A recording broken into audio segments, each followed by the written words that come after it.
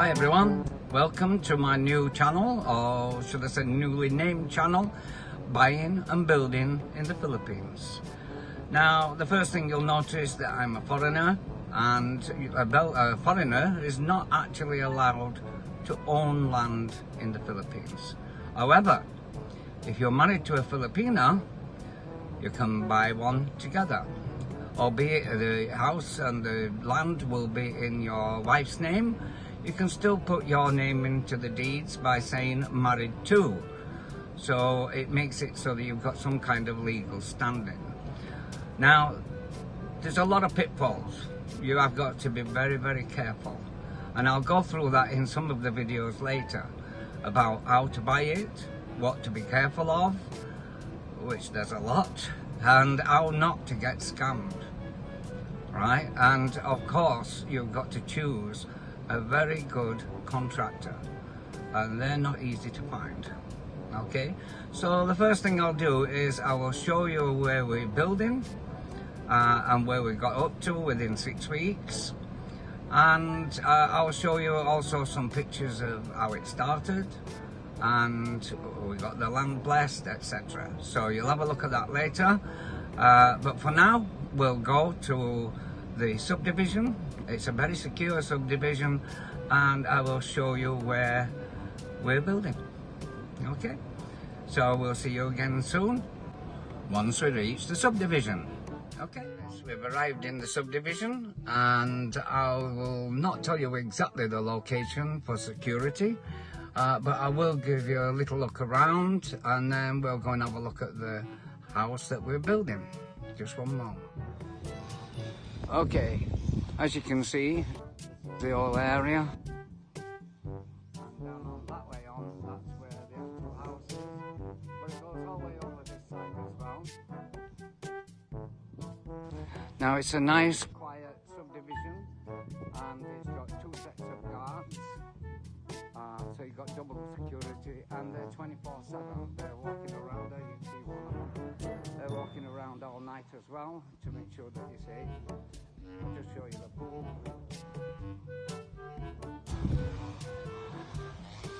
There you go. He looks happier. There you are, you've got the maintenance over that side. Look, there's the pool.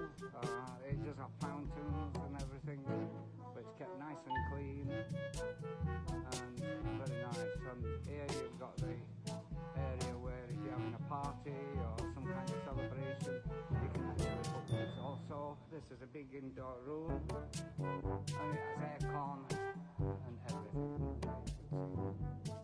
Okay, so it all works really nice.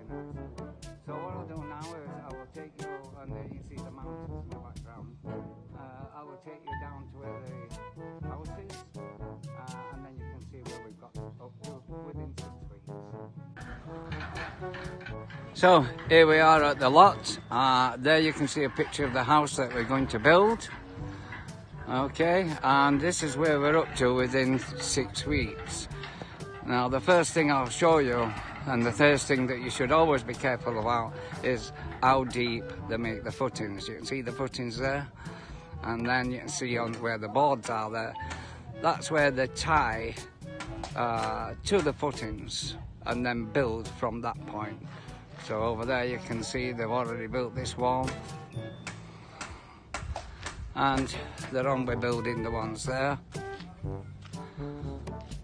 I have to be careful because it is a building site, but there you can see how much work they've done within 6 weeks, and that's taken into account we've had a typhoon and thunderstorms and everything else, so it's not an easy feat, and there's been lots and lots of water. In fact, at the back I'll show you in a minute, but there's still lots of water where they've dug a big hole for the cesspit.